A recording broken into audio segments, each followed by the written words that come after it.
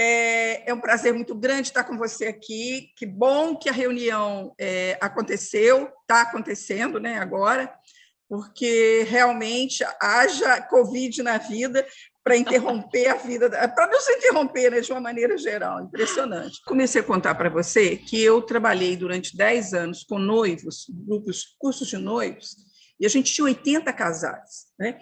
E a nossa palestra era uma manhã inteira, e ela falava sobre relação vida 2, né? E eu perguntava, do que precisa para que um relacionamento, uma vida 2, seja legal? Aparecia tudo. Mas me surpreendi há pouco tempo, tanto que eu te procurei, porque a gente não falava de finanças, né? Tinha aquela preocupação com a festa, né? A festa, e não havia uma preocupação com quanto ia se gastar na festa, né? E as pessoas continuavam a vida, continuava o curso, né? A vida não, o curso em si, né? E eu vejo hoje que era mais difícil falar em finanças, porque nunca apareceu, do que falar sobre sexualidade. Aliás, era um tema que nunca aparecia, eu que provocava para poder sair, né? Porque tinha que sair, imagina, a vida 2 sem sexo não tem sentido, né? Porque acho que ambos os temas ainda são um pouco tabu, né, Carmen? De repente, a sexualidade por causa da vergonha e o falar do dinheiro para não querer demonstrar interesse, né? A mulher não quer se tornar, não quer parecer interesseira, e o homem, por sua vez, não vê necessidade de discutir assunto de dinheiro com mulher, porque mulher não entende de dinheiro, né? Isso. Recentemente, eu conversava com uma pessoa, né, 20 e poucos anos de casada, e ela, de repente, disse, né, eu me interessei por isso, até porque eu estou com mais tempo agora, né, porque os filhos cresceram, não sei o quê. Então, ela disse que resolveu perguntar para o marido, 20 e poucos anos de casada, quanto que a gente gasta em casa? Ele ficou revoltadíssimo, indignado, perguntou a ela se havia faltado alguma vez algum dinheiro para ela, e se ele alguma vez administrou mal as finanças. Aliás, ele falou com ela assim, você quer saber? Eu acho que já que você está reclamando, e ela dizia, eu não reclamei, eu só perguntei, eu quis saber. Você nunca se interessou, então nós vamos fazer o seguinte, eu vou colocar todo o dinheiro que a gente recebe na sua conta e você administra. Mas vai dar tudo errado, porque você nunca fez isso. Então, assim, você percebe que houve uma falta de diálogo em 20 anos de casamento, né? Parece que eles nunca tocaram no assunto de dinheiro. E, realmente, a mulher, por outro lado, né, ela se acomoda, porque, às vezes, dinheiro é um assunto chato, é um assunto que a gente precisa, pelo menos no princípio, sentar e colocar as coisas num papel ou numa planilha que seja, e não é agradável fazer isso, ficar olhando extrato, ficar olhando conta, isso é chato. O legal do dinheiro é você gastar, né? Mas o administrar não é legal, mas faz parte da vida. Então, assim, ela que também nunca demonstrou interesse, ou por falta de tempo, ou por qualquer outra razão, mas sempre se acomodou, porque o marido sempre cuidou, e, por outro lado, o marido sempre cuidou por entender que a mulher não precisava saber desse tipo de assunto, porque, afinal de contas, ele é o provedor, né? Então, é ele quem administra. Isso existe muito forte, Fabiana. Quando uma garota novinha, sei lá, 20 e poucos anos, 18, sei lá, 19, 20 anos, vamos botar 20 anos. Ela disse para mim assim, não, eu faço questão de quando a gente vai ao restaurante, eu pago a metade, porque ele vai pagar a metade. Eu não faço Só que ela é estagiária. E ele já é formado, ele tem emprego, ela tem emprego de estagiária, ganhou a merreca, não ganha nem o salário mínimo. Aí você vai pagar o salário, você vai pagar 50%? Metade, né? Exato. Entender isso, que precisa haver um proporcional nas questões. Eu estou até brincando com você, que eu falo que eu não faço questão, mas não faço mesmo, sabe? Faço questão que meu marido pague tudo, para mim está tudo ótimo. Até porque aqui a gente na nossa vida financeira, funciona bem, porque a gente tem uma conta só, tudo nosso é administrado em conjunto. Aqui, né, na minha casa, a gente não tem essa coisa de separação, mas em muitas famílias tem.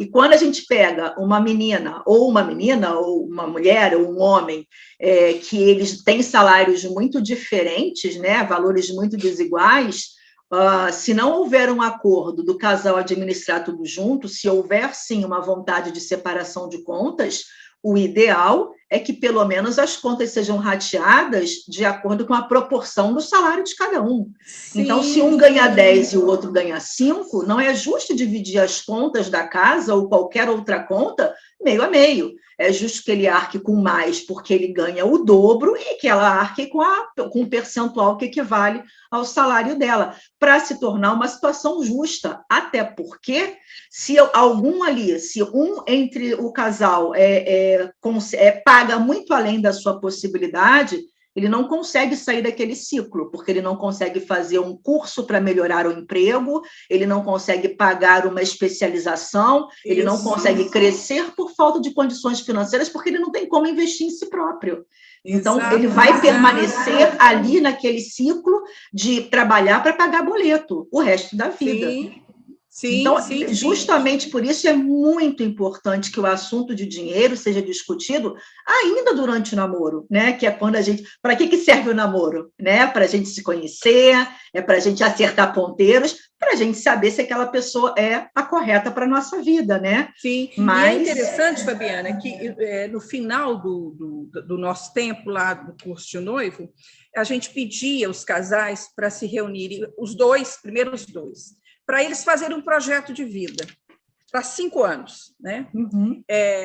E depois eles se reuniam em grupos de 4 casais, então davam 8 pessoas, para eles falarem desses planejamentos. Fabiana, nunca saiu esse tema. Saía tema sobre ter casa, ter carro, juntar dinheiro. Eu falava juntar dinheiro para passear, juntar dinheiro para comprar o carro. Aqui no Rio tem essa coisa de ter barco, né? Não, porque meu sonho é ter um barco e tudo, mas não tinha aquela preocupação do conjunto. Era o meu barco, era o meu interesse, era o meu... Não tinha uma discussão a dois. Sabe? E é justamente por essa falta de discussão a dois, Carmen, que a gente estava até comentando, né, que uma das principais causas, se não a maior causa de divórcio entre os casais, é justamente a falta de entendimento em relação ao dinheiro. Não é a falta de dinheiro, mas é a falta de entendimento em relação ao dinheiro, e a falta também, o que falta às vezes nesse tipo de conversa, é o sonho em conjunto. E é isso que vai dar motivação para uma família juntar dinheiro quando ela tem um objetivo em comum. Então, não é claro que o homem ou a mulher, enfim, eles podem ter o sonho de ter o seu barco, o seu, sei lá, a sua bolsa da marca. É claro que os sonhos individuais devem existir, né? Eles podem e devem existir, mas tem que também ter o sonho da família, para que a família sente junta e discuta um orçamento, para que a família sente junta e consiga pensar em estratégias para poder atingir aquele objetivo. Onde é que a gente pode economizar para poder juntar para a nossa, viagem dos sonhos, para a nossa aposentadoria em conjunto, para a faculdade do nosso filho, enfim, um sonho que seja da própria família, né? Então, é até uma estratégia que a gente usa com as alunas do curso, com clientes em consultoria, quando a pessoa fala, não consigo parar de gastar dinheiro, né? Isso não existe. Quando você olha racionalmente para essa afirmação, você vê, não existe isso de não consigo, a gente consegue sim quando a gente quer. Mas você não acha que isso tem muito a ver com o fato de a gente nunca ter tido uma educação financeira? Com toda certeza. Mas porque é incrível isso. Gente, a gente começa pequenininho, né, com as palavrinhas mágicas, né? Obrigada, bom dia, boa tarde, boa noite. Por favor. Por favor, né? A palavrinha mágica, né? Eu lembro que eu falava muito isso com meus filhos. A palavrinha mágica. Hoje eu falo com meus netos. A palavrinha mágica. Obrigada, vovó, tal, né? Por favor, vovó, né? Mas assim, aprende, né, que temos que ser bons estudiosos, bons alunos, né? Estudiosos, termos notas boas, porque o futuro você vai ser um profissional, você tem que entrar no mercado de trabalho e tudo, mas não se fala de vida a dois. Não. Como não se fala de dinheiro. De dinheiro, não se fala. Quando muito, é aprender a pegar troco, a ter um troco. Exato. E a gente vê, eu trabalho com finanças já tem algum tempo, a gente vê que as questões matemáticas ou do entendimento de juros ou de aplicações financeiras, Isso é a parte técnica do negócio, que qualquer pessoa aprende muito rápido quando é ensinada. Sim, Só que o sim. problema nas finanças é o comportamento, né? A Isso. grande questão de vida financeira não é a matemática ou o troco ou a rentabilidade da aplicação X, é o Exatamente. comportamento.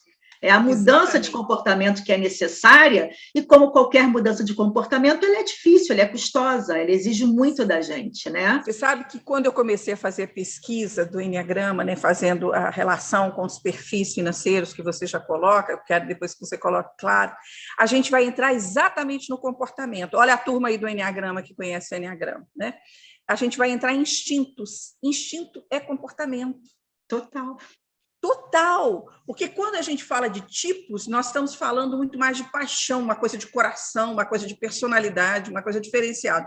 Mas quando a gente fala de dinheiro, nós vamos falar de comportamento, que está em nível de instinto. Bom, você fez, né, uma propaganda onde você falava assim, eu não sei o que é o Enneagrama, né?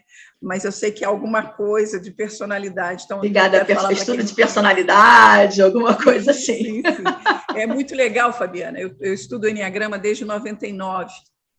E estudo mesmo, estudo mesmo. O que eu vou falar aqui hoje, inclusive, os meus alunos ainda não conhecem, porque é coisa novíssima. O Enneagrama é um mapa de conhecimento. Ele te mostra onde você está e para onde você deve ir e para onde você não deve ir. Tá? É uma sabedoria milenar, ela vem do Oriente, tá? E chegou no Ocidente na época de Jung e de Freud. É bonito isso, porque é um aprofundamento de personalidade.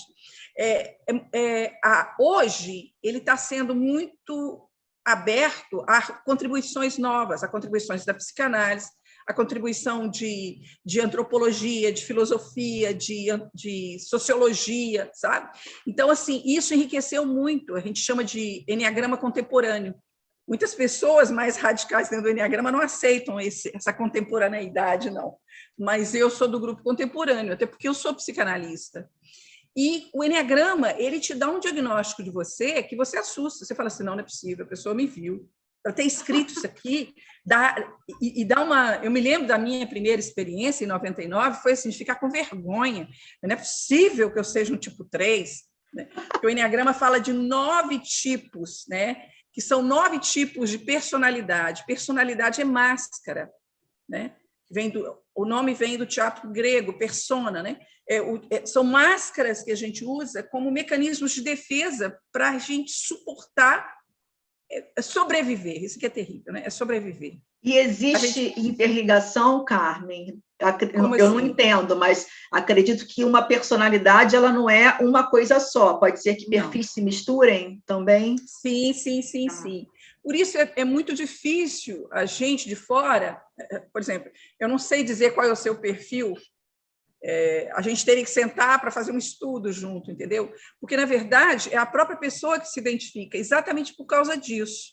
E tem muito sub, entendeu? Então, tem o tipo, são 9 tipos. Aqui pela mandala, que o Gutenberg deixou ali como retrato dele, tá vendo? São 3 figuras geométricas, é o círculo. O círculo é o quê? É uma figura geométrica que fala de pontos que são muito próximos e que não dá uma reta. Tá. Então, fala da lei da unicidade. Nós fazemos parte desse universo. Todos temos um pouco desse universo, né? Nós somos um pouco terra, um pouco vegetal, um pouco sal, minerais, né? E somos os seres humanos. Nós temos um pouco de tudo. Aí tem um triângulo no meio ali, não sei se você percebe, tem um triângulo. Esse triângulo, ele fala que tudo, a lei do 3 fala que tudo que existe é a partir de 3 forças. É a força ativa, a força passiva e a força neutra. Vê bem, o que nós temos no Ocidente? 2 forças só. É uma força ativa e uma força passiva. A gente é muito dualista, né? Dualista, né? Preto, branco, homem, mulher, sim, não, certo, errado, né?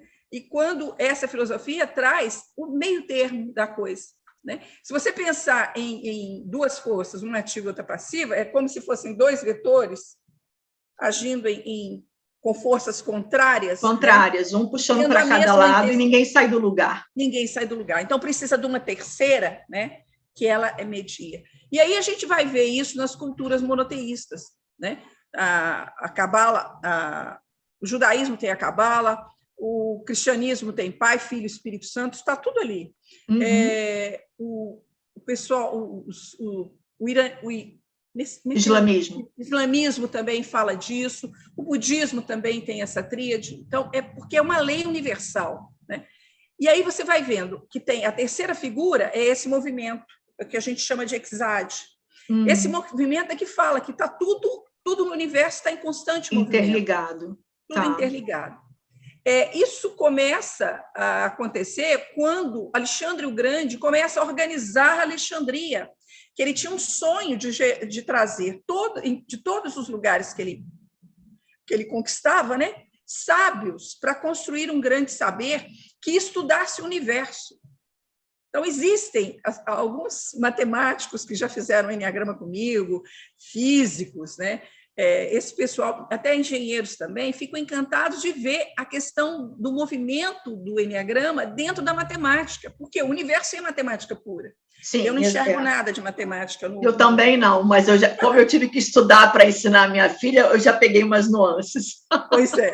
Então, assim, isso aí vai juntando, e os sábios começam a perceber o quê? O universo é um macro-universo, e nós, pessoas, somos um micro-universo, né? Então, começa-se a explorar mais o enneagrama com essa vertente, né? E isso é muito rico. Ele está vindo até a gente com uma série de contribuições, e mesmo assim, eu peguei material para essa palestra que eu não conhecia. É um mundo de conhecimento, né? É um mundo de conhecimento, Mas eu queria agora que você falasse um pouquinho sobre os perfis, né?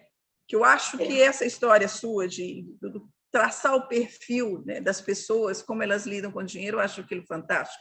E foi a partir daí que eu me interessei de estudar os tipos do enneagrama. Só uma coisa, um pouquinho de enneagrama.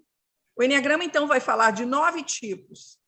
O primeiro tipo está no topo do enneagrama, o que é o nono, tá? O último tipo, aliás. Então, a gente tem seguido o 1, o 2, o 3, o 4, o 5, o 6, o 7 e o 8, tá? Então, para quem não conhece, só para colocar os números, tá?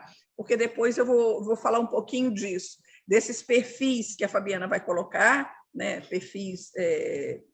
como é que a gente fala? Perfis financeiros, né? Financeiros, né? Paralelamente aos perfis do enneagrama, tá? Porque eu fiz uma junção aí, ficou bastante legal, estou curiosa. Então, vamos lá falar um pouquinho dos perfis financeiros. Como eu estava comentando aqui, né, com a Carmen, que foi uma pergunta, aliás, para saber se isso acontecia no enneagrama também.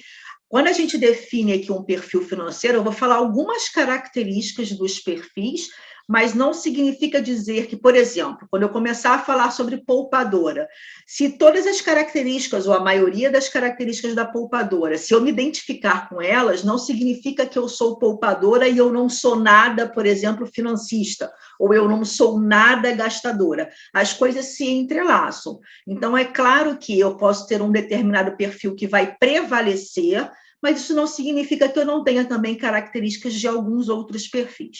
Então, a gente divide os perfis financeiros em poupador, em gastador, em descontrolado, em desligado e financista.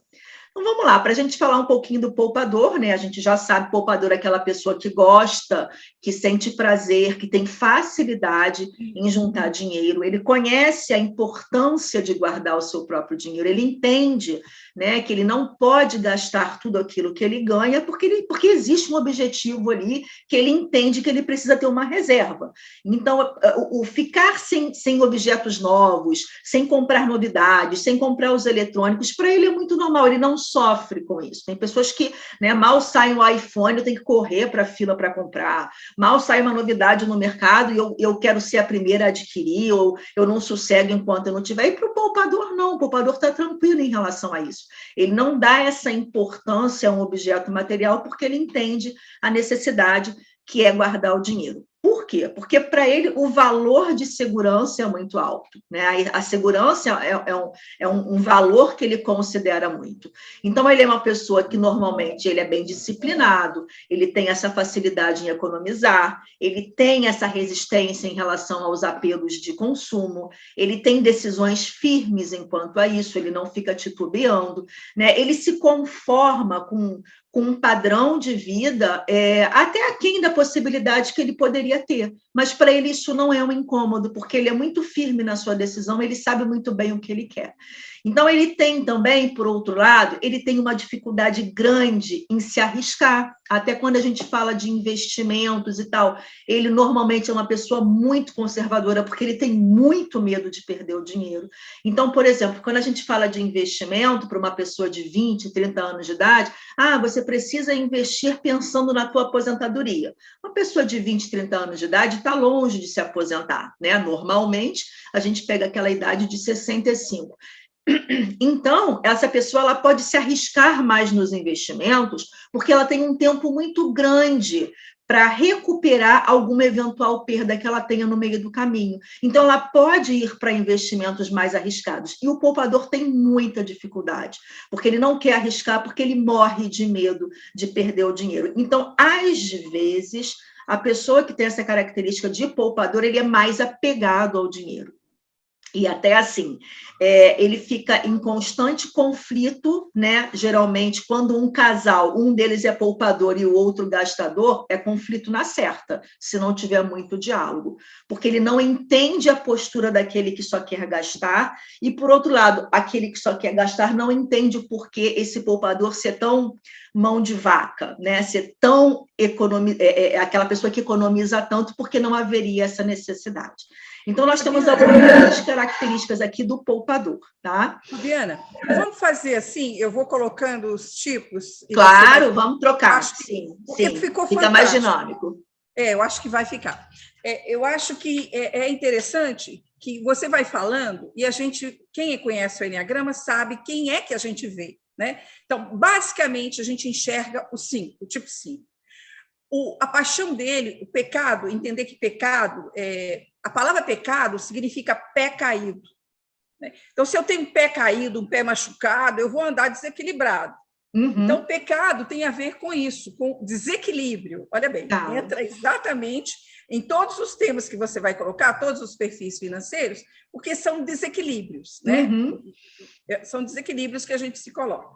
Então, quando a gente se fala disso aí, uma pessoa que busca segurança, né? Esse tipo busca muito a segurança, o tipo 5. Né? Ele é muito firme nas decisões porque ele não quer arriscar, ele não arrisca. Ele é avarento, então ele segura tudo, ele retém tudo, porque ele tem medo de se soltar. Na verdade, há uma avareza, como é que fala? Avareza de afeto, uma avareza de dar e receber, né? Então, ele segura o dinheiro.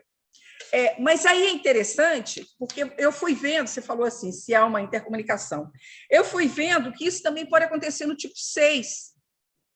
Olha lá, se você vir aqui, ó, nós temos o tipo 5 aqui, nessa haste, e temos o tipo 6 aqui, tá? Então, assim, esses dois tipos são grupos muito racionais. Uhum. São pessoas que têm muito medo de tirar o pé, botar o pé para fora. Então, eles se seguram, tá? Eles são o pão duro, mão de vaca, né? E é um pessoal que não tem muita dificuldade de economizar exatamente por causa desses medos, por causa dessa insegurança. E ele deixa até de viver novas experiências por conta disso, né? Exatamente. E tem o tipo 6, tem um tal do e se? E se? E se? Outro dia um tipo 6 falou comigo assim, se eu vir uma luz no fundo do túnel, eu tenho certeza que é o trem que está vindo. Que horror! Eu também fiquei horrorizada. Então, esses dois, eles encaixam muito aí. E tem um outro tipo, que é o tipo 1, que está ali do ladinho do 9, né? O 9 está aqui, então o 1 está do lado. O 1, que é do grupo instintivo, que é o grupo comportamental, que funciona muito como uma formiguinha. Então, ele está sempre naquela história da cigarra e da formiga, ele é sempre a formiguinha que está juntando, que está juntando, que está juntando, que está juntando. E ai daquele que pedir alguma coisa, que ela vai morder ele de uma vez. Né? Então, assim, eu vi nesse daí do poupador, eu vi esses 3 tipos. Né? Eu achei que tinha muito sentido essas colocações. Legal. Bom, vamos para o próximo. Bom, então o próximo aqui que a gente fala é justamente o contrário, digamos assim, que é o perfil do gastador, né? E aí eu coloco naquele exercício que você recebeu, que a frase dele, né, é melhor viver bem hoje, porque o amanhã pode nem chegar. Aquela coisa do amanhã Deus pertence, não sei se eu vou estar vivo amanhã, então vamos aproveitar tudo hoje. Então, é justamente o contrário. Enquanto o poupador ele é uma pessoa muito segura de si e ele valoriza muito a segurança, ele tem medo, né? A pessoa que chega a ter medo do futuro, com medo de faltar algo. Né? O gastador ele é o contrário, ele não pensa nem no futuro, porque para ele o futuro pode realmente não chegar. E aí ele esbanja, aquela pessoa que quer pagar para todo mundo, que quer agradar todo mundo, e numa mesa de restaurante, deixa que eu pague, e convida todo mundo para beber. Então, é aquela pessoa que gasta mais do que ganha mesmo, a vida é para ser aproveitada, né? Então, é aquela pessoa que financia tudo em 24 vezes, sabe? Aquela pessoa que vai gastando sem pensar no amanhã, que é super perigoso, né? A gente vê hoje, né? A Serasa ela tem uma pesquisa que sai de tempos em tempos, a gente está com mais de 63 milhões de pessoas endividadas no Brasil. O endividamento não significa dizer que existe um inadimplemento. Endividado é todo aquele que possui uma dívida, ainda que ela esteja sendo paga. Né? Mas tem pessoas realmente que tudo que vão comprar vão parcelar a perder de vista, e depois a gente não sabe por que de 20 em 20, de 50 em 50, chega uma fatura de 5 mil para pagar, e a pessoa se vê desesperada, porque ela não tem aquele dinheiro de repente, né? Muitas vezes. Só que aí o que acontece? Ela tem muita admiração de quem vive em volta dela, porque as pessoas gostariam de ter esse tipo de vida, gostariam de ser daquela maneira, mas as pessoas, como às vezes, são mais pé no chão, né? Essa pessoa, ele geralmente, vamos gastar, tem um hobby, vou fazer, vamos acontecer, vamos viajar, não diz não para ninguém, sabe? Então, ela está sempre... Ela é uma pessoa que ela aparenta ser muito feliz, mas, no fundo, eu consigo até ver, mais ou menos, um perfil muito junto do desligado, porque ele gasta, mas ele não está nem aí. Ele gasta, ele não sabe o quanto que ele está gastando. Isso, é um perfil muito perigoso, né? Apesar dele viver a vida. Ele vive hoje só, ele só vive hoje. Só que o amanhã chega para todo mundo. Essa é a questão. Diana, aquele 7 que perguntou, esse 7 deve estar me escutando falar isso, tá? Porque esse é o 7, ipsis literis, sabe? Assim, todo mundo que. Aliás, meu filho, que o caçula, falou assim, quando ele fez enneagrama comigo, falou assim: mãe, quem é que não quer ser um tipo 7, mãe? Todo mundo quer ser um tipo 7. É admirado, é rodeado de amigos, né? De amigos, entendeu? Assim, tudo bem para todo mundo, aberto para todo mundo, não sei o quê. Então, né? É essa pessoa aí, alegre, de bem com a vida, né? Que entra um pouco nessa coisa você falou, né? É o gastador e é o... Você falou, desligado também, né? Desligado, entendeu? Por quê? Porque ele, no final do mês, é que ele vai ver o que vai ter que pagar, não tem uma preocupação maior com o futuro, apesar de que eles são medrosos também, são racionais, eles fazem parte do grupinho aí, é o 5, 6 e o 7.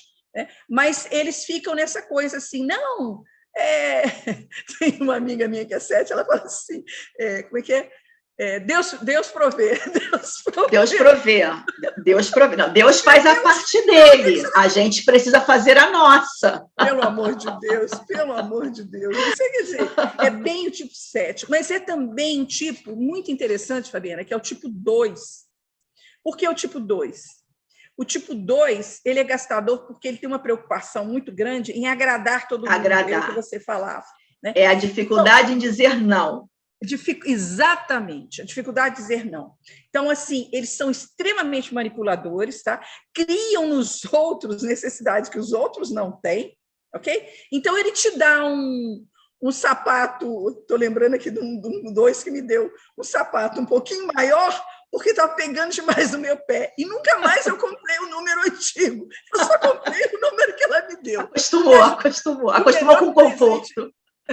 O melhor presente é o do tipo 2, né? E ele realmente, assim, não mede consequências Não de mede gasto. consequêncies, né? Não É uma mede. pessoa que é extremamente dependente do emprego, então, se for demitido, está ferrado, porque Tá não tem uma ferrado. reserva, Não né? tem, Não pensa não tem. realmente muito no dia de amanhã. Não. Enquanto o 7, ele é muito autocentrado, ele é muito narcisista, ele quer tudo para ele, mas assim, o 2 não, é tudo para o outro, é tudo para fora, tá? Uhum. Agora, o 7 quer ver a vida cor-de-rosa, entendeu? Então tudo é lindo, né? Se fosse um país, seria Brasil, porque tudo vira pizza nesse lugar aqui, entendeu? É bem o tipo 7 mesmo. Mas o 2 tem essa característica. Agora, eu vejo também um pouco gastador, o tipo 8, porque o tipo 8 é aquele tipo assim, muito forte, que quer expandir território. Então, muitas vezes, ele gasta além. Né? Eu acho que aqui no Brasil seria o. Esqueci o nome dele. Que quebrou, eu vou lembrar o nome dele depois. Né? Assim, gasta, foi abrindo muitas frentes e depois não deu conta Não de. conseguiu controlar aquilo tudo. Não conseguiu controlar o que fez. Né? Então, é um gastador que Enquanto não o basta. poupador não arrisca nada, acho que o gastador ele arrisca tudo, né? Além Arrisca do que ele tudo. poderia, né? Arrisca tudo, arrisca tudo. Isso aí, pode ir no outro, vai o próximo. Vamos lá, então. Então, o próximo é o descontrolado, né? O descontrolado, coitado. Ele não sabe quanto ele ganha, ele não sabe quanto ele gasta, ele está lá, não deixa a vida me levar, o dinheiro some, ele não sabe para onde foi, mas eu ganho bem, com o que eu gastei? Eu só pago meu aluguel, meu condomínio, para onde foi meu dinheiro? É aquela pessoa que fala assim, gente, não sei por que eu engordo, né? Eu como bem, me alimento bem. E aí, na frente de todo mundo, se alimenta muito bem, no quarto sozinha, está com uma barra de chocolate imensa, né? Comendo sozinha. Então, assim, esse descontrolado, ele até procura, né, ficar cortando gastos, mas ele não tem controle nenhum. O próprio nome descontrolador, ele não tem nenhum tipo de controle, ele não gosta de planilha, ele tem dificuldade com disciplina, né? Ele é muito. Ele geralmente, quando ele tem dinheiro, ele gasta, ele empresta, mas justamente para evitar pensar nessa coisa do dinheiro. Então, parece que o dinheiro não para na mão dele porque ele distribui, ele solta. Ele realmente ele usa cheque especial, ele entra no cheque especial, ele não sabe nem que ele está no cheque especial, ele está pagando juros, ele realmente não tem controle nenhum do dinheiro. Isso gera muito conflito com a família, principalmente se na família existem outros tipos de perfis, e geralmente tem, né? É muito difícil, não difícil, mas não é muito comum um descontrolado casar com outro descontrolado, senão vai ser uma perdição total, mas geralmente não é o que acontece. Né? E ele tem dificuldade de seguir um plano financeiro, de sentar, ele até senta para fazer um planejamento, mas ele não cumpre, ele tem dificuldade em cumprir aquilo ali. Então, às vezes, quando eu falo no curso, quando a gente fala, vamos sentar e vamos organizar um orçamento, coloca lá o teto máximo, né, do que você pode gastar em cada categoria da tua vida financeira, o que você pode gastar no máximo com moradia, o que você pode gastar no máximo com lazer, com educação. Então, ele até faz o planejamento, mas ele não consegue cumprir, porque ele tem dificuldade com disciplina. Ele é assim. Esse aí, para nós, é o tipo 4. Aí é o pessoal do lado de cá, ao contrário, tá? Eu falava do grupo racional, o grupo cabeça, e esse é o grupo coração. A gente trabalha assim, a inteligência racional é a cabeça, a inteligência emocional é o coração, e a inteligência motor é o ventre, tá? O ventre é o grupo do comportamento que está no topo do triângulo. O triângulozinho lá em cima. Lá em cima, que é o 8, o 9 e o 1. Esses são o pessoal do comportamento. E o pessoal do coração é o 4, o 3, que está na vértice do triângulo, no vértice do triângulo, e o 2, que está um pouquinho assim. Bom, esse pessoal do coração, quer dizer, o 2, que só dá, é do coração também. Né? Esse pessoal aí é muito interessante, porque, para mim, eu vi muito 4 aí, porque, pelo seguinte, o 4 não segue lei, não segue norma, entendeu? Ele é literalmente um fora da lei. Isso é muito interessante no Enneagrama, muito interessante. Ele foge da lei. Enquanto o tipo 1 é o cara que cria a lei, O 6 é um seguidor da lei, porque ele é o cara do e se, né? Então ele vai seguir todas as normas e padrões. O tipo 4, não, ele é um fora da lei, ele não aguenta essa coisa de regra, de norma, ele quer sempre inovar, ele quer sempre fazer alguma coisa diferente. E com isso, o que acontece? Ele está sempre no lugar dele, que é de sofrimento, de melancolia. Aliás, eles não ficam tristes, tá? Eles ficam melancólicos. É um grupo muito diferenciado de todos. Né? Então, são sempre marginais, porque eles se acham especiais. Então, eles se arriscam, tá? Porque é legal ficar na fossa. Teve um rapaz que fez enneagrama comigo há muito tempo, ele falou assim, ele é artista. Aliás, os artistas adoram esse lugar do 4, impressionante. Você já viu o artista se organizar? Pois é, de não querer cumprir regra, né? De ser muito bicho solto, assim, né? O que o Caetano falou? A Paula tem que estar comigo, porque ela é que consegue me botar com dinheiro na mão, porque eu não consigo. É a Paula, que ela deve ser uma tipo 1 daquelas bravas. Né? Então, assim, esse menino falou comigo assim, tudo que você falou do tipo 4 é isso mesmo, mas dizer que ficar na melancolia é muito ruim, a senhora está totalmente enganada, é muito bom ficar na melancolia. Então, assim, ser esse descontrolado para eles é ótimo, né? Eles sentem prazer em ser assim, então. Prazer, olha que loucura que é. Então, né? Eles não vão mudar nunca, porque se eles estão satisfeitos com o comportamento, é muito difícil mudar. Muito difícil, mas aí quando eles têm conhecimento do enneagrama e estão num propósito de crescer, eles fazem a mudança acontecer. Tá, okay. Eu vi isso também no tipo 3, quando o tipo 3 ele é muito exibido, ele gosta de imagem, ele quer o palco, ele tem certeza que se ele chegar num lugar, ele ofusca todo mundo, tá? Cada tipo do enneagrama tem uma cor, a cor dele é amarelo sol, ele é aquele cara que chega e acha assim, ninguém viu mais nada, só eu. Então, nessa, ele se ferra, porque descontrola as contas, as finanças, né? Ou então acaba trabalhando só para pagar conta. Só para poder pagar a conta. E não sabe por que trabalha tanto e por que nunca tem dinheiro, né? Exatamente. Vai lá, pode ir, vai aí, você. Bom, o próximo é o desligado, né? Que às vezes a gente até se confunde um pouco com o descontrolado, mas é diferente. Porque o desligado, ele não faz por querer. Ele é simplesmente desligado, ele não liga para o dinheiro, ele não dá importância. Ele até gasta menos do que ele ganha, tá? Só que ele não sabe o quanto ele gasta, porque ele não tem controle também, ele não gosta desse tipo de sentar e colocar as coisas num papel. Ele é o cara que recebe a fatura do cartão de crédito, bota dentro de uma gaveta e esquece. E aí, 2 semanas depois da data de vencimento, ele abre a gaveta e vai pagar tudo com multa, tudo com juros. Não porque ele não tinha dinheiro, mas porque ele esqueceu, porque ele é desligado. Então, a gente até fala, olha, para o pessoal que tem perfil assim, bota todas as contas em débito automático, todas para um dia só, o mais próximo do seu pagamento, que aí você não para de pagar multa e juros, pelo menos.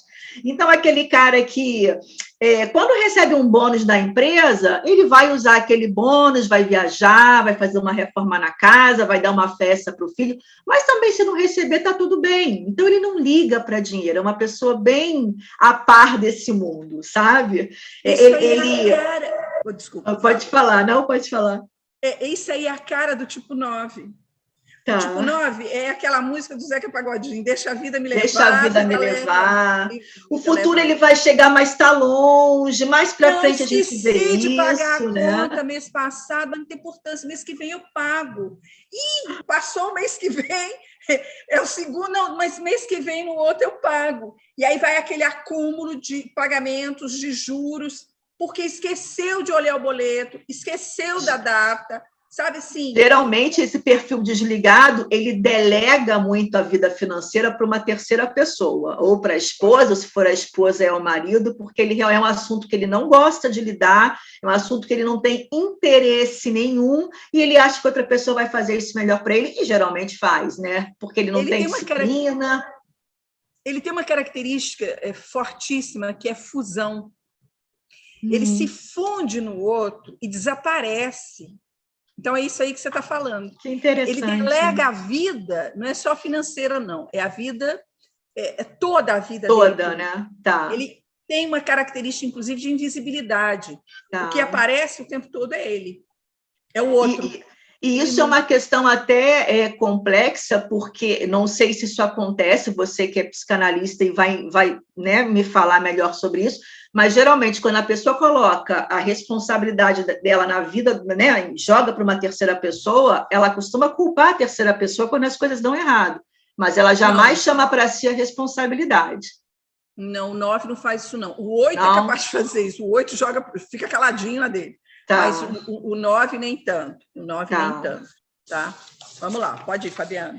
E o último perfil é o perfil do financista, né? O financista é extremamente disciplinado, é rigoroso, gosta de fazer controle, é um controlador, né? Ele gosta do controle, ele gosta de planilha, ele tem tudo anotado, ele tem a gorjeta que ele deu para o rapaz que tomou conta do carro, ele tem isso anotado, ele sabe quanto que ele vai ter no final do mês, ele sabe com quanto ele inicia o mês, ele tem toda a vida dele num papel ou numa planilha, no caso, num controle, ele tem o tipo de controle, né? Então, assim, nem sempre ele tem por objetivo poupar, tá? Mas ele quer fazer a melhor compra. Então, por exemplo, eu tenho 2 lojas com preço muito próximos uma da outra, então ele vai andar 3 quarteirões para pagar R$ 5 a menos, não porque ele não possa pagar, mas ele quer falar que ele fez uma compra melhor, ele conseguiu o melhor preço. Ele tem orgulho, sabe, de conseguir as coisas nesse sentido. Mas o que a gente pode falar dele? É um cara que geralmente é procurado por pessoas que não, ou desligado não, porque o desligado não liga, mas o descontrolado, geralmente, né, ele recebe muitas perguntas ou pedidos de ajuda de descontrolados. O poupador, normalmente, ele tem uma característica de financista também, porque ele gosta de ter esse controle, tem facilidade com disciplina. Mas o quê? Ele tem facilidade em planejar e colocar os planos em prática. Mas o que? Faz escolhas inteligentes na hora de fazer uma compra. Mas ele é um chato. Ele é um chato. E eu falo até por mim, porque eu tenho um quezinho de financista. É um chato. Porque é aquela pessoa que está calculando tudo, é aquela pessoa que os outros acham que ele é um exagerado, é uma pessoa que tem controle dos mínimos detalhes, é a pessoa que vai para a Disney e não quer comprar o picolé com a cara do Mickey, porque esse picolé tem o mesmo gosto de um que é um palito só, e a criança vai satisfazer com o palito. Só que a criança quer o da cara do Mickey, entendeu? Você vê bem, a gente volta novamente no tipo 5, que tem a característica do avarento. Né? Tem a característica do avarento. Pode ser um tipo 3 também, quando eu falava, eu não lembrei o nome, é do Eike Batista. Ah, tá bom. Que veste, que vai. Ele deu uma voada porque ele é 3, né? Ele quis comer para tudo quanto é lado, não deu jeito. Né? É o chato do tipo 1, que fica lá, olha lá, você está gastando demais, para que esse picolé? Aquele de lá tem o mesmo sabor do que esse, e tudo mais. E custa metade do preço. Mas caramba, você está na Disney uma vez na sua vida, deixa a criança comer o picolé mais caro, né? Faz parte do pacote, gente. Isso mesmo. Então, assim, mas aqui, Fabiana, na hora que eu falei tudo isso, né, muitas das pessoas de um tipo ou de outro que eu falei, devem ter falado assim, mas eu não sou assim, eu sou esse tipo, e eu não sou assim. Né? Eu sou o tipo 3, mas eu não sou assim. Eu sou o tipo 8, mas eu não sou assim. E foi aí que eu entrei no esquema dos comportamentos e eu senti necessidade de fazer uns slides, porque é meio complexo a colocação, tá? Porque são esquemas de gráfico, então ficou difícil para mim só falar. Só falar, né? Mostra para mim, por favor, os gráficos aí. Eu preciso que a senhora habilite o compartilhamento de telas. Tá? O que é? Tem um botãozinho no meio do menu aí, em verde. Tem um share screen embaixo, Carmen. Tem participantes, tem chat. Compartilhar telas. Isso. Vamos lá. Deu aí, Gutenberg? Agora você entra. Não, não é para compartilhar nada, é para permitir que eu compartilhe. Como é que eu faço isso? Deve ter uma setinha. Tira lá em cima agora, Carmen. Interromper o compartilhamento. O que é? Repete. Deve ter uma setinha onde você clica e deve ter assim, permitir que outros compartilhem. Deve ter algo desse tipo. Permitir que outros... Você acha isso aí, Fabiano? É porque você que é a dona da live. Pois eu não mas consigo você vê permitir aí para onde você. é que Tá no mesmo, ali no compartilhamento de tela tem uma setinha acima. Uma do lado, será? Do lado. Somente o participante pode compartilhar, opções de compartilhamento, vários participantes. Esse? Isso. Eba, estou aprendendo. Agora eu posso. Só que eu esqueço. Agora eu posso. Vamos lá. O Enneagrama, ele vai falar dos tipos, né? Aqui eu coloquei aquilo que a gente já falou. Adianta um pouco, por favor, Gutenberg. Adianta os slides. Eu fui, então, trabalhar com os instintos, porque eu vi que tinha além daquilo. Não era bem isso, né? Passa mais um, Gutenberg. Eu fui na infância, porque até você fala isso, né, Fabiana? De repente, uma história de infância vai trazer um avarento, né? Isso tem história, né? Vai fazer com que esse avarento segure tanto dinheiro, não aproveite a vida, né? Não tenha lazer, ou vai fazer porque não teve nada e agora está tendo alguma coisa, ser aquele tipo 7 que gasta. Mas não me satisfiz. Vai, Gutenberg, mais um slide, por favor. Aí eu fui no senhor Gurdjieff, falei, Gurdjieff, o que é que tem a ver aí, né? Bora, Gutenberg. Ele é que trouxe o Enneagrama para o Ocidente. Não, o anterior. Anterior, Gutenberg, isso. E aí eu vi não, depois do Gurdjieff. Eu vi um estudo do Russ Hudson, que é um grande estudioso de Enneagrama, gosto demais dele, e ele vai falar o seguinte: bom, cada tipo é dividido em subtipos. Esses subtipos vão falar de instintos. E aí existe um instinto. Cada pessoa tem um subtipo que tem um instinto dominante, um reprimido e um neutro. E o Russ faz um estudo sobre o instinto dominante nessas categorias de perfil. O que ele vê? Cada instinto dominante pode ser dividido em 3 zonas de comportamento. Olha lá, comportamento. Nós estamos falando de instinto, nós estamos falando do grupo da barriga, que é o 8, o 9 e o 1. Então, cada um deles é dividido em 3 zonas de comportamento e cada zona de comportamento é dividida entre as 5 categorias. Olha, mais e mais e mais. Cada um de nós é bom em 2 dessas zonas, ou seja, das primeiras 3, e mais fraco uma na outra que sobe. Mais um, Gutenberg. Gutenberg, mais um. Isso. Então, não, volta. Esse. Então, o que ele fala? O instinto dominante, ele tem 3 zonas de comportamento. Então, olha lá. 1, 2, 3. E cada uma dessas zonas de comportamento tem 5 categorias. Porque o que aconteceu? Eu comecei a pensar que os instintos são divididos em autopreservação, quer dizer, aquele que você busca se cuidar, busca ver saúde, moradia, vestuário, né? Esse é o autopreservação. O instinto nós temos o instinto social, né? Que é aquele que as pessoas vão buscar ter mais contatos sociais, mas estar mais no meio de grupos, né? Participar mais de vida comunitária e tudo mais. E temos o instinto que é o sexual, que vai falar o quê? Da vida de relações mais íntimas, de uma vida mais a 2. Né? Então, é interessante a gente ver que cada um desses 3 instintos vão ter outras 3 zonas de comportamento.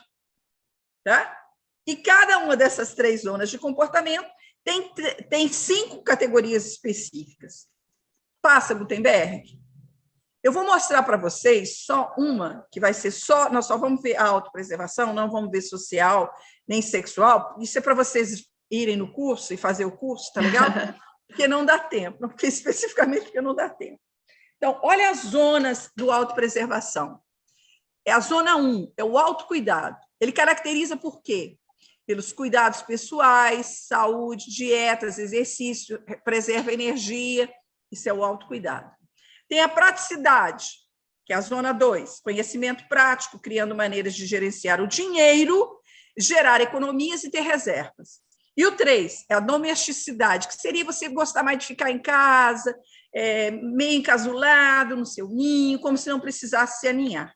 Então, olha que interessante. o Hus diz assim, a gente segura 2, eles diziam assim, nós temos só 2 mãos, então nós vamos segurar só 2 zonas, a outra vai ficar perdida. Então não adianta eu ter um instinto de autopreservação se eu tiver, por exemplo, na minha mão, a zona 2 e a zona 3. Não, minto. A zona 1 e a zona 3. Se eu não tiver, no meu instinto de autopreservação, a zona 2, que trabalha com dinheiro, eu vou ser um autopreservação que vai estar ligada em outras coisas, menos na questão do dinheiro. E aí eu coloquei aqui, como a gente vai trabalhar com relacionamentos, que esse pessoal da autopreservação vai ter uma necessidade de autopreservação, que unidos vão ser um casal que vai se preocupar em estar bem, no conforto, no bem-estar, na segurança, num fluxo constante dessa segurança, desse bem-estar, numa solidez, né, de reserva até financeira, uma necessidade de estar em casa, de curtir casa, uma confiança e uma dependência segura e uma estabilidade emocional. Tá? Isso aqui, passa mais um, Gutenberg. Olha lá. Quando eu disse, cada zona tem 5 questões, tem singularidades próprias, né? São categorias próprias. Então, veja bem, só para reforçar, quem tiver a bolinha na mão, que tem a zona 1, que é o autocuidado, olha lá, tem nada mexendo com finanças. Passa mais um, Gutenberg. Por favor. A zona 2, só para reforçar, vai estar ligada à questão financeira. Olha as categorias. De novo, vai ser uma pessoa que vai se preocupar com a saúde, vai buscar, inclusive, exercitar-se fisicamente, porque ele precisa buscar energia pessoal. Ele vai se preocupar com a questão do tempo, ele vai ser muito mais organizado em termos de tempo, do dinheiro, aí vem de novo a questão financeira, conhecimento prático, consistência e continuidade. Vai mais um, Gutenberg. Zona 3, domesticidade, nada financeiro. Isso, assim, faz variar nos tipos.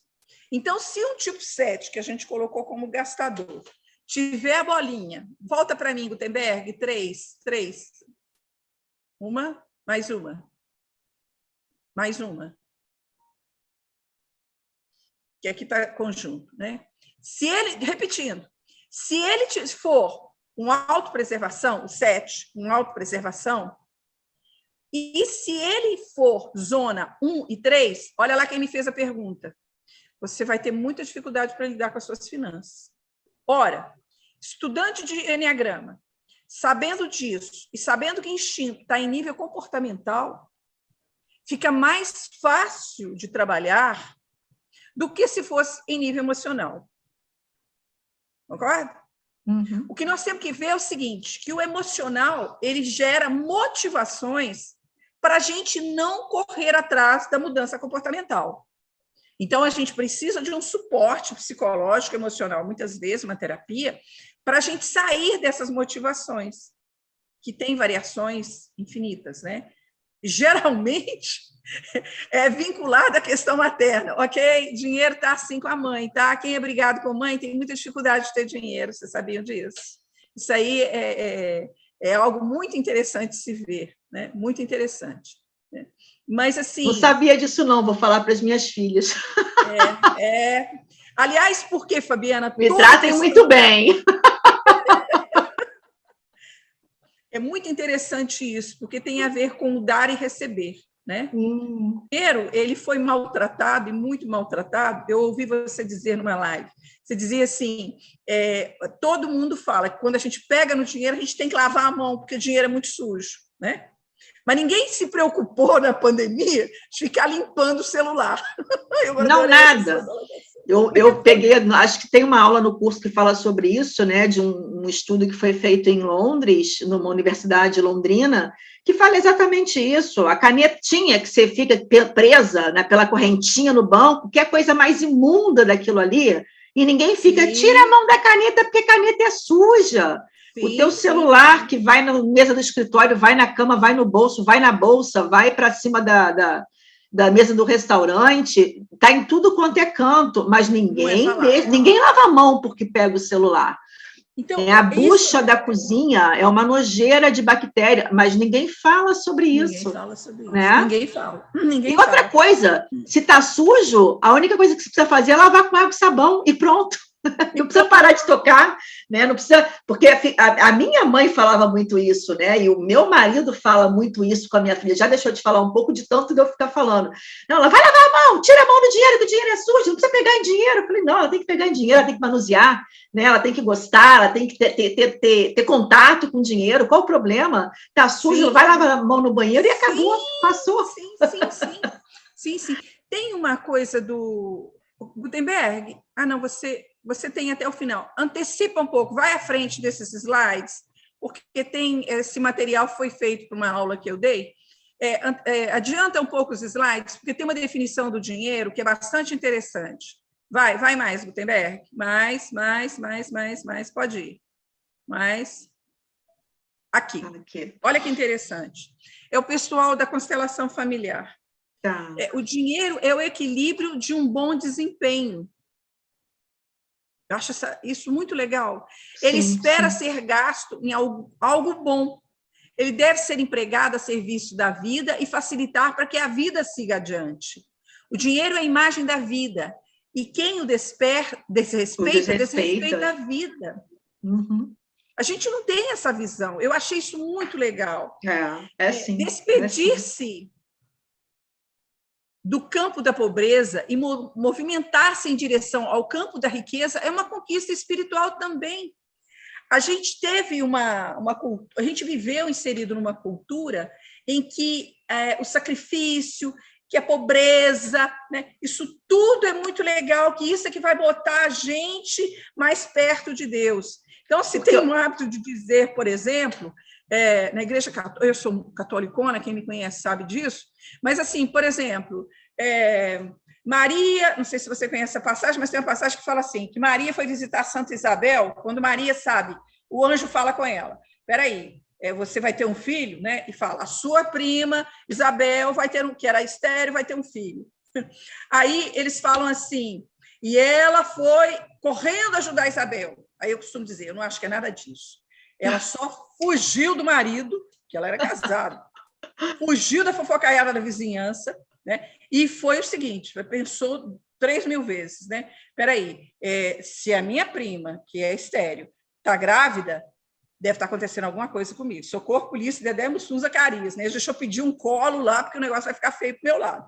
Né? E assim, porque ela foi servir, sempre essa coisa, foi servir. Tudo bem, eu acho que a gente vive para servir.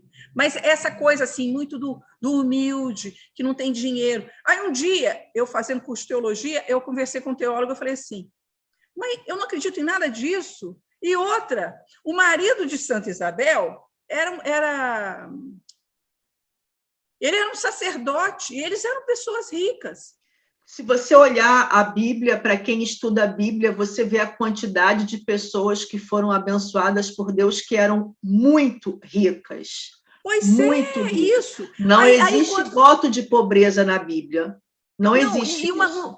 Fabiana, um dia eu li assim, são 3 mulheres e um homem que sustentavam Jesus, está lá no Evangelho, sustentavam Jesus e seus discípulos. Óbvio, ele trabalhava só dando para cá, para lá, andando de um lado para o outro, ele não tinha tempo para trabalhar. Então, ele precisaria de um sustento, como os pastores precisam, muitas vezes, como os padres precisam, muitas vezes, como os missionários precisam, como aqueles médicos...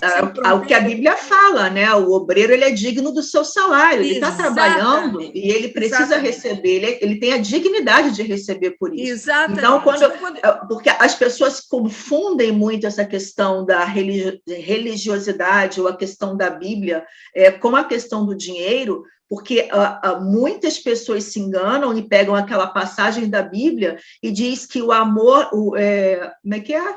Como é que é a passagem que fala do amor ao dinheiro?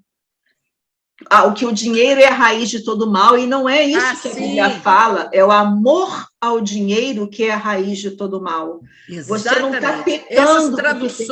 Essas traduções erradas, elas chegam para nós e nos estruturam desse jeito. Exatamente. Então é legal exatamente. ser pobre, miserável. Não é legal, não é legal, porque não é legal para você, não é legal para a tua família, e você deixa de abençoar pessoas que estão à sua volta. Exatamente. Porque quanto mais dinheiro você tem, mais você pode dar para a vida dos outros. Mais você pode ajudar, mais você pode contribuir com a sociedade. Você cria a tua empresa, você está dando emprego para as pessoas. Isso. Mais você pode ajudar, você está pagando imposto. Não tem porquê essa coisa do voto da pobreza. É claro que as pessoas falam que o dinheiro transforma. Não, o dinheiro não está transformando ninguém. Ele apenas, o que ele faz com você? Ele exala aquilo que você já é. Então, se você é um egoísta, se você é um mesquinho, o dinheiro ele não transforma ninguém. Ele apenas revela alguma coisa que você já tem dentro de você. Exatamente. Então, se você é egoísta com o dinheiro, você fica mais egoísta. Se você é mesquinho com mais dinheiro, você fica mais mesquinho. Se você é inescrupuloso, com mais dinheiro, você fica mais inescrupuloso. Mas isso não é culpa do dinheiro, o dinheiro é apenas um objeto.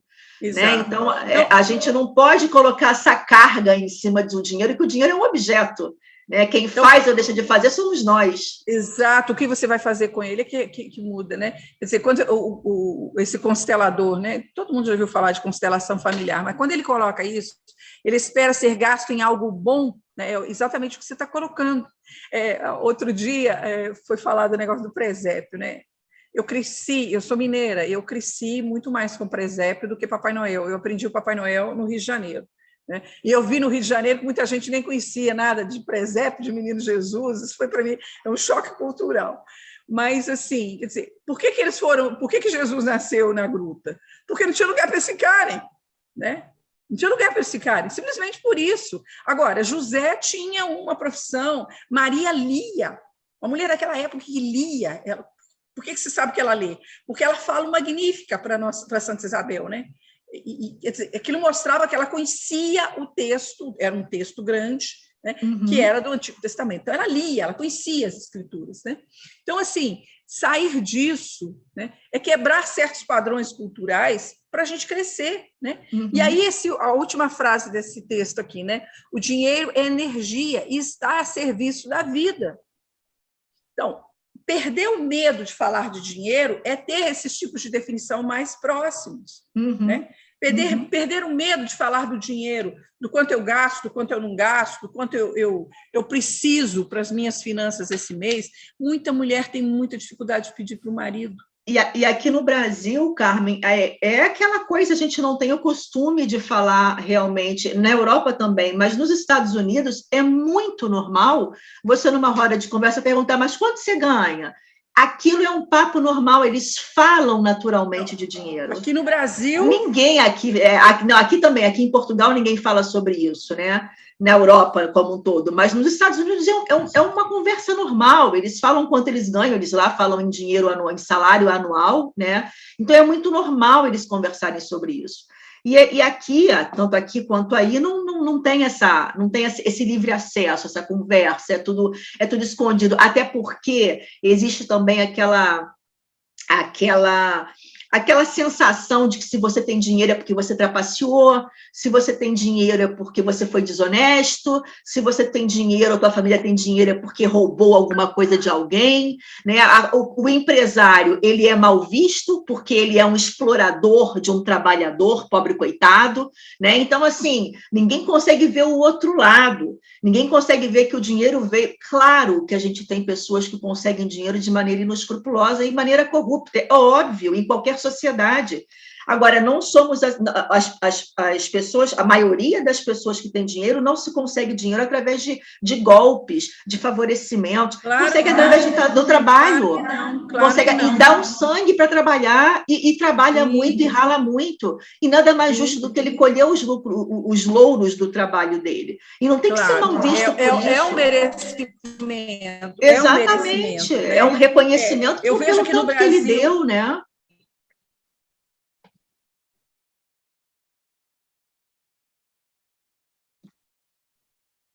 Quer dizer, quando você fala aí, né, dessa liberdade de falar sobre finanças, né? Aqui no Brasil, o homem, quando perde o emprego também, né, financeiras, nossa, é humilhante, né? É alguma coisa assim, terrível. É uma vergonha, é. Então, assim, ele se sente muito mal, né? É uma vergonha, né? Então, estamos aqui, que o Gutenberg está falando, já tem 1h15 que a gente está falando. Vamos ficar por aqui hoje. Adorei a conversa, muitíssimo obrigada pela sua participação, Carmen. Conosco. Adorei também, muito bom, muito bom. Muito tema para a gente conversar ainda, né? Com certeza. Vamos ficar por aqui, então. Obrigada demais. Gutenberg, obrigada, querido. Você mesmo com o Covid aí. Um beijo grande. Obrigada, Gutenberg. Tchau, tchau, tchau. Boa noite a todos. Tchau, tchau.